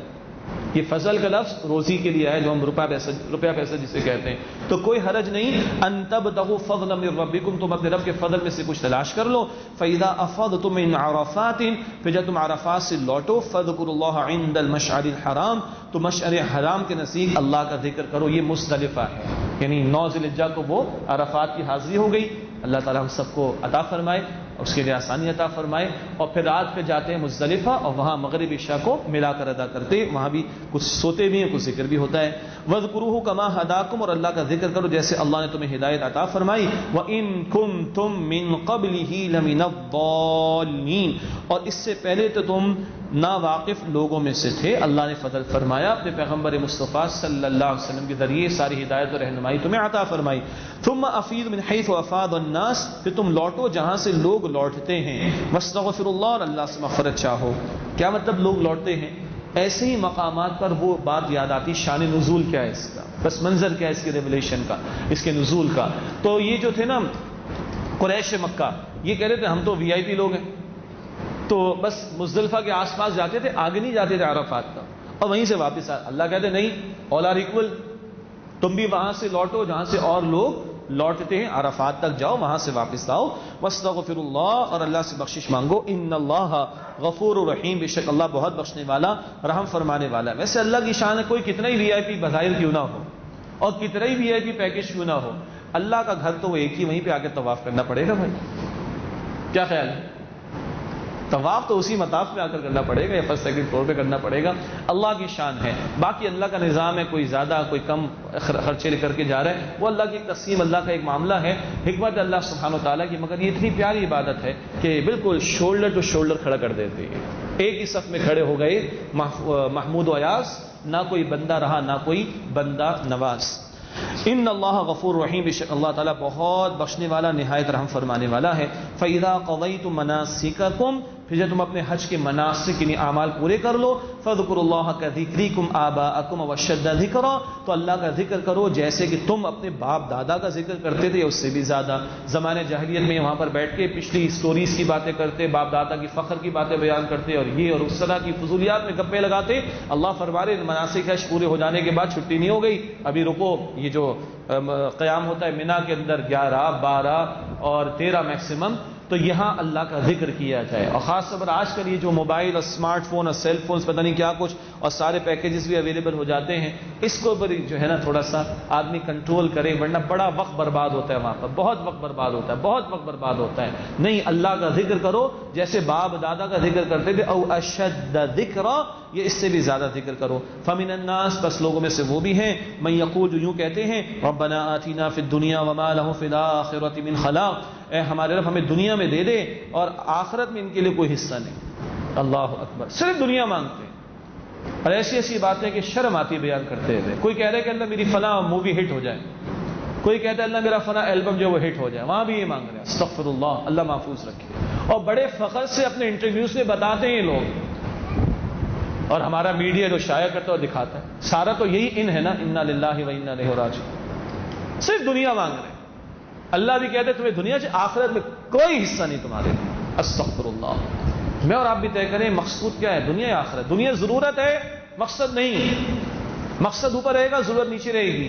ضرورت کم بھی کی جا سکتی ہے، قربان بھی کی جا سکتی ہے، مقصد فراموش نہیں کیا جا سکتا۔ اس کے برعکس ایمان والوں کی شان کیا ہے؟ مشہور دعا آ رہی ہے، فرمایا وَمِنْهُمْ مَنْ يَقُولُ اور ان میں سے وہ بھی جو دعا کرتے ہیں ربنا آتنا فی الدنیا حسنہ، اے ہمارے رب ہمیں اس دنیا میں بھلائی عطا فرما، وفی الآخرۃ حسنہ اور آخرت میں بھی بھلائی عطا فرما، وقنا عذاب النار اور ہمیں آگ کے عذاب سے بچا دے۔ اللہم اجرنا من النار، اے اللہ ہم سب کو آگ کے عذاب سے محفوظ فرما۔ دنیا میں بھی حسنہ، دنیا میں صحت بھی ملے اللہ تیری اطاعت کے ساتھ صحت ملے، مال بھی ملے اللہ تیری اطاعت کے ساتھ ملے، خوش کامیابی بھی ملے اللہ تیری شکر کی روش کے ساتھ ملے، یہ دنیا کی حسنہ چند مثال ہیں، اور آخرت تو ہے ہی حسنہ، دونوں کی طرف توجہ ہے۔ اور ہاں آخرت بنانے کے لیے محنت کا موقع ادھر ہے تو ادھر حسنہ ملے گی تو آخرت کی محنت بھی ہوگی نا، لیکن وقنا عذاب النار یہ بھی بڑی قیمتی دعا، اور اللہ ہمیں آگ کے عذاب سے محفوظ فرما۔ اولئک لہم نصیب مما کسبوا، یہ وہ لوگ ہیں جن کے لیے حصہ ہے اس میں سے جو انہوں نے اعمال کمائے، واللہ سریع الحساب اور اللہ جلد حساب لینے والا ہے۔ اللہ کے رسول نے دعا سکھائی، اللہم حاسبنی حسابا یسیرا، اے اللہ میرے حساب کو آسان فرما۔ اما عائشہ نے پوچھا اللہ کے رسول آسان حساب کیا ہے؟ اللہ کے رسول نے فرمایا دیکھو عائشہ، اللہ کسی کا کھولے نہ اور پوچھے نہ، جس کا کھل گیا اور اللہ نے پوچھنا شروع کر دیا وہ مارا گیا۔ ہمارے ایک ساتھی اس محفل میں بیٹھے بڑی اچھی بات کہتے ہیں، دیکھو بھائی میں تمہیں دھوکہ دے سکتا ہوں تم مجھے دھوکہ دے سکتے ہو، لیکن ہم اللہ کو دھوکہ نہیں دے سکتے۔ ہم ایک دوسرے سے بچ سکتے ہیں، چھپ سکتے ہیں، اللہ سے نہیں بچ سکتے۔ اور اللہ نے کھول دیا تو ہمارا ہے کیا؟ جسٹیفائی کر سکتے ہیں اللہ کو؟ یہاں جج 4 سوال کرے، وکیل 2 سوال کرے، چپ ہو جاتا ہے۔ اللہ کے سامنے کیا جسٹیفیکیشن دے گا؟ تو اللہ کھولے نہ اور پوچھے نہ، بس جانے دے، اسی میں کامیابی۔ جس کا کھل گیا اور اللہ نے پوچھنا شروع کر دیا عائشہ وہ برباد ہو جائے گا، مارا جائے۔ اللہم حاسبنا حسابا یسیرا، اللہ ہم سب کے حساب کو آسان فرما۔ واذکروا اللہ فی ایام معدودات اور اللہ کا ذکر کرو گنتی کے چند دنوں میں۔ قرآن کی وضاحت سنت سے ملتی ہے، قرآن نے نہیں بتایا گنتی کے چند دن کون سے ہیں، قرآن نے نہیں بتایا، سنت نے بتایا 11 ذی الحجہ، 12 ذی الحجہ اور میکسیمم 13 ذی الحجہ جو منا کے خیموں میں قیام ہوا کرتا ہے، یہ سنت نے بتایا۔ تو قرآن جمع سنت رسول، اس سے دین مکمل ہوتا ہے۔ ہاں معاف کیجیے گا، فمن تعجل فی یومین فلا اثم علیہ، تو جو 2 دنوں میں جلدی آ گیا اس پر کوئی حرج نہیں۔ 12 ذی الحجہ کو بھی واپس آ گیا وہ کنکریاں مار کر، کوئی حرج نہیں۔ ومن تاخر فلا اثم علیہ لمن اتقى، اور جس سے تاخیر کی اس پر بھی کوئی حرج نہیں، جو 13 تک رکے مسنون عمل ہے کوئی حرج نہیں۔ لمن اتقى، اس کے لیے جو تقوی اختیار کرے، یہ نہیں کہ وہاں گپے ہو رہی ہیں، گپ شپ ہو رہی ہے، کھانا پینا اسی کے چکر میں لگے ہوئے، اور جناب ادھر کی بات ادھر، ادھر کی بات ادھر، اور مشکل لگ رہی ہے، مصیبت، استغفر اللہ، اللہ محفوظ رکھے۔ نہیں، تقوی، جس نے تقوی اختیار کیا وہ بہتر ہے۔ واتقوا اللہ، اور اللہ کا تقوی اختیار کرو۔ واعلموا انکم الیہ تحشرون، اور جان رکھو کہ تم اللہ سبحانہ وتعالی کی طرف جمع کیے جاؤ گے۔ ومن الناس من يعجبك قوله في الحیات الدنیا، اور لوگوں میں سے ایسا بھی ہے جس کی بات آپ کو بڑی بھلی معلوم ہوتی ہے دنیا کی زندگی کے معاملات میں۔ وَيُشْهِدُ اللَّهَ عَلَى مَا فِي قَلْبِهِ، اور وہ اللہ کو گواہ بناتا ہے اپنے دل کی بات پر۔ وَهُوَ أَلَدُّ الْخِصَامِ، اور وہ سخت جھگڑارو قسم کا آدمی ہے۔ یہ منافقین کا طرز عمل، بڑی خوبصورت باتیں کریں گے لیکن دنیا پرست ہیں، اور قسمیں کھا کھا کر اپنی باتوں میں وزن پیدا کرنا چاہتے ہیں، لیکن ان کی اصل شکل کیا ہے، تصویر کیا ہے؟ فرمایا وَإِذَا تَوَلَّى سَعَى فِي الْأَرْضِ لِيُفْسِدَ فِيهَا وَيُهْلِكَ الْحَرْثَ وَالنَّسْلَ، اور جب وہ زمین میں با اختیار ہو جاتا ہے تو بھاگ دوڑ کرتا ہے کہ زمین میں فساد مچائے اور کھیتی اور نسل کو تباہ و برباد کرے۔ اس شخص سے فساد کے سوا کسی اور بات کی لوگوں کو اور بات پہنچتی نہیں ہے، نسلوں کو برباد کرنا، کھیتیوں کو برباد کرنا۔ واللہ لا يحب الفساد، اور اللہ تعالیٰ فساد کرنے کو پسند نہیں فرماتا۔ وَإِذَا قِيلَ لَهُ اتَّقِ اللَّهَ أَخَذَتْهُ الْعِزَّةُ بِالْإِثْمِ فَحَسْبُهُ جَهَنَّمْ، اور جب اسے کہا جاتا ہے کہ اللہ سے ڈر تو اس کی عزت نفس اس کو آمادہ کر دیتی گناہ پر، بس اس کے لیے جہنم ہی ٹھکانے کے طور پر کافی ہے۔ اللہم انا نعوذ بک من عذاب جہنم، اللہ ہم آپ کی پناہ میں آنا چاہتے ہیں جہنم کے عذاب سے۔ اللہ کا خوف اختیار کرنے کو کہا جائے تو اندر کی اکڑ غالب آتی ہے۔ تم مجھے سمجھاؤ گے، تم مجھے بتاؤ گے تم بیچتے کیا ہو، اندر کی اکڑ اور اس کو گناہوں کے اوپر جو ہے وہ جری اور بہادر کر دیتی ہے۔ ایسے اکڑ خوروں کے لیے، اکڑ دکھانے والوں کے لیے قرآن بھی کہتا ہے کہ جہنم ہے، اور حدیث بھی کہتی ہے جنت پہ جانے والے بھولے بھالے سیدھے سادے لوگ ہوں گے جن سے دوسروں کو نفع پہنچتا ہے، لیکن اور جہنم میں جانے والے اکڑ مزاج، سخت مزاج، جن سے لوگ مصیبت میں رہتے ہوں، جن کے آنے پر لوگ ٹینشن میں آ جاتے ہوں. یہ حدیث کے اندر الفاظ فحسبہ جہنم، بس اس کے لیے جہنم کافی ہے، وَلَبِئْسَ الْمِہَادُ، اور وہ بہت برا ٹھکانہ ہے. اگلی آیت جو میں نے غالباً کل پیش کی تھی کہ بندہ اپنی جان تک کو اللہ کے خاطر بیچ دیتا ہے. سبحان اللہ. وَمِنَ النَّاسِ مَن يَشْرِي نَفْسَهُ ابْتِغَاءَ مَرْضَاتِ اللَّهِ، اور لوگوں میں وہ بھی ہے جو اپنی جان تک کو بیچ ڈالتا ہے اللہ کی رضا کے حصول کے لیے. وَاللَّهُ رَءُوفٌ بِالْعِبَادِ، اور اللہ بندوں پر شفقت فرمانے والا ہے. حضرات مفسرین نے لکھا کہ صہیب رومی رضی اللہ تعالی عنہ کے تعلق سے ہے، ہجرت کر کے آ گئے تھے، مکہ آئے تھے پہلے اور یہاں پر سیٹل بھی ہوئے، اور جب ہجرت کر کے اب جا رہے ہیں یعنی مدینہ طیبہ جا رہے ہیں. پہلی ہجرت میں نے لغوی معنی میں کہی کہ مکہ آئے، صہیب روم کے تھے رضی اللہ عنہ. اب جب ہجرت مدینہ کے لیے جا رہے تھے تو مشرکین مکہ نے کہا کہ تم یہ گھر سے لے کر نہیں آئے، تو تم نے سارا ادھر بنایا، ادھر کمایا، چھوڑو اس کو، یہ چھوڑو گے تو تمہیں جانے دیں گے. کہا لے لو، آسان بات ہے. 30 سال کی میری پراپرٹی ہو، میں خون پسینے کی کمائی ہو، اور کوئی کہ دے دو، میں کہتے لے لو، کہتے لے لو. اور رسول اللہ نے کہا کہ اس نے جنت کا سودا کر لیا اپنے رب سے. کہا لے لو، مجھے جانے دو، میں ہجرت کروں گا اپنے رب کی خاطر، اپنے رسول کے حکم پر صلی اللہ علیہ وسلم. واللہ رؤوف بالعباد، اور اللہ بندوں پر شفقت فرمانے والا ہے. یا ایھا الذین آمنوا ادخلوا فی السلم کافہ، اے ایمان والو اسلام میں پورے کے پورے داخل ہو جاؤ.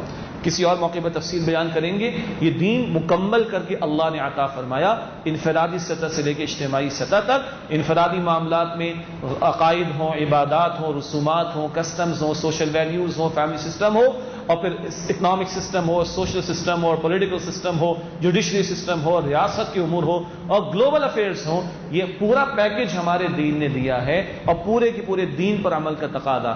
غالباً ہم نے پرسوں غالباً وہ آیت پڑھی تھی سورۃ البقرہ کی آیت نمبر 85. کچھ مانتے ہو کچھ نہیں مانتے، کل پڑھی تھی غالباً سورۃ البقرہ کی آیت 85. کچھ مانتے ہو کچھ نہیں مانتے تو یہ اللہ کے قابل قبول نہیں. اس کا پازیٹو سائڈ کیا ہے کہ ادخلوا فی السلم کافہ، اسلام میں پورے کے پورے داخل ہو جاؤ. ولا تتبعوا خطوات الشیطان، اور شیطان کے نقش قدم کی پیروی نہ کرو. پورے دین پر عمل کی کوشش اگر نہیں ہو رہی تو پھر شیطان کے نقش قدم کی پیروی ہو رہی ہوگی. انہ لکم عدو مبین، بے شک وہ تمہارا کھلا دشمن ہے. فإن زللتم من بعد ما جاءتکم البینات، پھر اگر تم اس کے بعد بھی ڈگمگا گئے، ہل گئے کہ جبکہ تمہارے پاس واضح احکامات آ گئے، فاعلموا، پس جان لو، ان اللہ عزیز حکیم، بے شک اللہ غالب ہے اور اختیار رکھتا ہے پکڑنے کا، حکیم بھی ہے، اپنے اختیار کو حکمت کے ساتھ استعمال فرماتا ہے. هل ينظرون الا ان تأتيهم الله هل ينظرون الا ان ياتيهم الله بظلل من الغمام، کیا وہ صرف اس بات کا انتظار کریں کہ اللہ ان کے پاس آ جائے سائبانوں میں بادل کے، مراد اللہ کا عذاب آ جائے، والملائکہ، اور فرشتے آ جائیں، وقضی الامر، اور قصہ طے ہو جائے. یعنی جب مہلت ختم ہو جائے گی پھر دین پر عمل کریں گے، تو پھر تو مہلت ختم، تو دین پر عمل کرنے کا موقع رہا کہاں. اللہ تعالیٰ نے مجھے اور آپ کو بھی مہلت دے رکھی ہے، اس کے ختم ہونے سے پہلے پہلے پورے دین پر عمل کی کوشش اور محنت کی اللہ مجھے اور آپ کو توفیق عطا فرمائے. ہاں، وَإِلَى اللَّهِ تُرْجَعُ الْأُمُورُ، اور تمام معاملات کا لوٹایا جانا ہے اللہ کی طرف. کل اللہ پوچھے گا مجھ سے اور آپ سے میرے دین کے بارے میں کیا کر کے اور کیا لے کر آئے ہو. اللہ آج مہلت سے فائدہ اٹھا کر عمل کی توفیق عطا فرمائے. وآخر دعوانا الحمدللہ رب العالمین. 8 رکعت تراویح ادا کریں گے انشاءاللہ.